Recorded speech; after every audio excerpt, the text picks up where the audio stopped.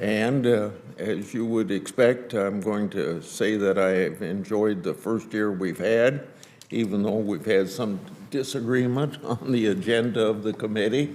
And so I'm going to probably start out where you'd expect me to start out, on the purpose of the Budget Committee and the fiscal problems of our nation.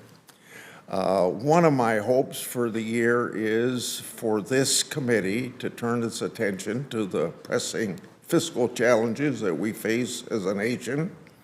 Our unsustainable fiscal outlook is a bipartisan problem because both parties talk about it, and it's going to require a bipartisan solution to resolve. That was the crux of the letter that Senator Scott and I, along with all the Republican members of this committee, sent you in December. Your December 7th response suggests that you agree that reducing the federal deficit and shrinking national debt are good ideas, and yet you rejected our request to hold a bipartisan hearing focused on that matter. Yes, we do disagree on the merits of many policies and proposals, but for the good of our nation, we must begin to find common ground to address a national debt that recently topped $34 trillion and is growing at a historic pace. Yesterday, the CBO warned that the federal budget deficit totaled $509 billion in just the first 3 months of fiscal year 2024.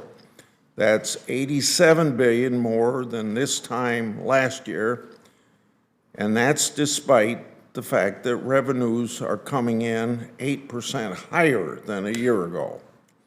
The Treasury Department recently reported that we've ran a $1.7 trillion deficit in 2023, larger than all but 6 deficits recorded since 1946 as a share of GDP. Now, we know that Fitch Ratings has downgraded our credit rating, and Moody's Investor Service recently placed a negative outlook on the U.S. sovereign credit rating. This morning, the Budget Committee holds its 13th climate change hearing this Congress. This has prevented us from discussing ways to improve our immediate and dire economic position. Climate discussion is always worthy of our time as legislators and must be considered and debated and discussed. But climate change doomsday isn't just around the corner. Reason adaptation is the key to coping with any climate change. Today's hearing is about the role of climate change in municipal bond market. The $4 trillion municipal bond market is very resilient. According to Moody's, over 99% of municipal bonds issued by cities, school districts, states, and other local governments are categorized as investment grade. The infrequency of general government defaults reflects a key feature of state and local governments. That is, they have the power to raise revenue through taxation, unlike private sector counterparts. State and local governments understand the risks their jurisdictions face, and they're uniquely qualified to so adapt.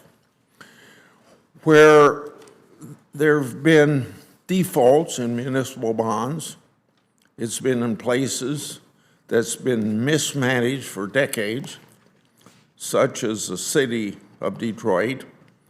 And I haven't looked at Detroit lately, but I think they're making some progress coming out of the hole that they dug for themselves.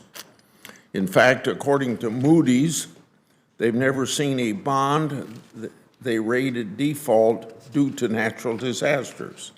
This includes rated bonds for Paradise, California, which suffered near complete destruction in 2018 California wildfire. Paradise has made every scheduled bond payment. I agree that municipal bond issuers face challenges. A big one is the extent to which municipalities rely on the federal government for transfers. Let's face it, we're broke. I welcome all of today's witnesses and look forward to hearing each of their testimonies. Thank you, Mr. Chairman.